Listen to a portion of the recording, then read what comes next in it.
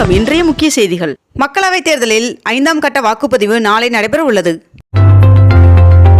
தமிழகத்தில் பொதுத் தேர்வு எழுதிய 10 மற்றும் 11ஆம் வகுப்பு மாணவர்கள் மறுகூட்டல் மற்றும் விடைத்தாள் நகல் பெறுவதற்கு நாளைக்குள் விண்ணப்பிக்க வேண்டும் என்று தெரிவிக்கப்பட்டுள்ளது. உதகையில் நடைபெற்று வரும் மலர் கண்காட்சி மேலும் 3 நாட்களுக்கு நீட்டிக்கப்பட்டுள்ளது.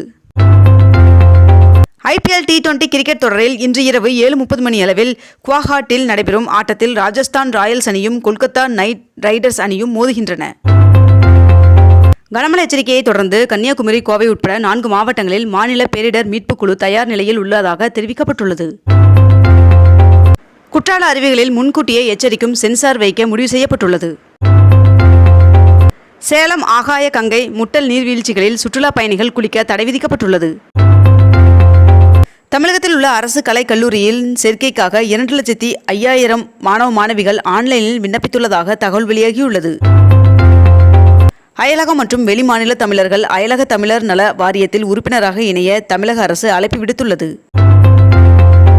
தமிழகத்தில் அடுத்த 5 நாட்களுக்கு ஒரு சில இடங்களில் கனமழை பெய்ய வாய்ப்புள்ளதாக வானிலை மையம் தெரிவித்துள்ளது. தமிழகத்தில் அனைத்து அரசு மருத்துவக் கல்லூரிகள், மருத்துவமனைகள் மற்றும் ஆரம்ப சுகாதார நிலையங்களில் பணிபுரியும் கடைநிலை ஊழியர்களுக்கு 3 ஷிப்ட் அடிப்படையில் பணி நேரம் ஒதுக்கீடு செய்து மருத்துவம் மற்றும் மக்கள் நல்வாழ்வுத்துறை அரசாணை வெளியிட்டுள்ளது. மகாத்மா காந்தி தேசிய ஊரக வேலை உறுதி திட்டத்தின் பணியாளர்களின் தினசரி ஊதியத்தை 319 ரூபாயாக உயர்த்தி தமிழ்நாடு அரசு அரசாணை வெளியிட்டுள்ளது.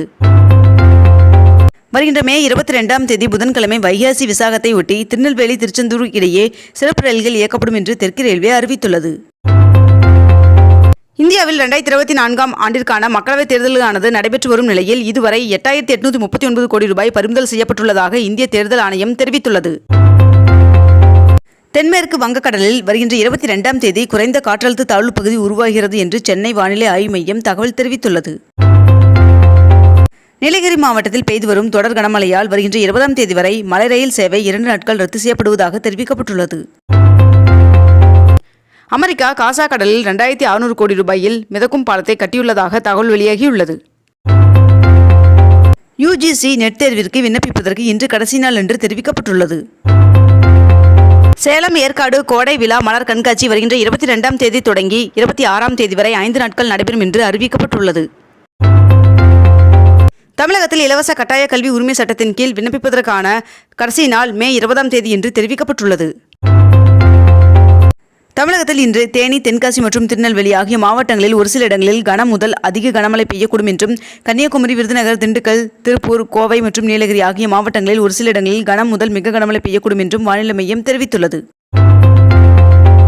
சென்னை எழும்பூர் ரயில் நிலையம் மறுசீரமைப்பு பணியின் காரணமாக எழும்பூர் ரயில் நிலைய டிக்கெட் பதிவு மையம் பூந்தமல்லி சாலையை ஒட்டியுள்ள RPF அலுவலக வளாகத்தில் இடமாற்றம் செய்யப்பட்டுள்ளது. கேரளாவில் இருந்து கோவை வழியாக இயக்கப்பட்டு வரும் 11 சிறப்பு ரயில்களின் சேவை நீட்டிக்கப்பட்டு உள்ளதாக தெற்கு ரயில்வே அறிவித்துள்ளது. தமிழகத்தில் 100% தேர்ச்சி பெற்ற அரசு பள்ளிகளின் தலைமை ஆசிரியர்களுக்கும் தமிழில் 100% மதிப்பெண் பெற்ற பெருமை கொண்டுள்ள 43 மாணவ மாணவியருக்கும் தமிழ்நாடு அரசு சார்பில் சென்னையில் சீர்மிகு பாராட்டு விழா நடைபெற உள்ளதாக தெரிவிக்கப்பட்டுள்ளது. மழை காரணமாக விவசாயிகளிடம் கொள்முதல் செய்யப்பட்ட நெல் மூட்டைகள் சேதமடைவதை தடுக்க 9 மாவட்டங்களுக்கு அதிகாரிகள் நியமிக்கப்பட்டுள்ளனர். 22 கேரட் ஆவண தங்கத்தின் விலை சவரனுக்கு ஒரே நாளில் 640 ரூபாய் உயர்ந்து 1 சவரன் 54,800 ரூபாய்க்கு விற்பனை செய்யப்பட்டு வருகிறது. அதேபோல் 1 கிராம் வெள்ளியின் விலை 96 ரூபாய் 50 பைசாவாகவும் விற்பனை செய்யப்பட்டு வருகிறது. இத்துடன் இன்றைய தலைப்புச் செய்திகள் நிறைவடைகின்றன. மேலும் இதுபோன்ற அண்மை தகவல்களை உடனுக்குடன் தெரிந்து கொள்ள அக்னிபூ சேனலை சப்ஸ்கிரைப் செய்து கொண்டு தொடர்ந்து இணைந்திருங்கள். நன்றி, வணக்கம்.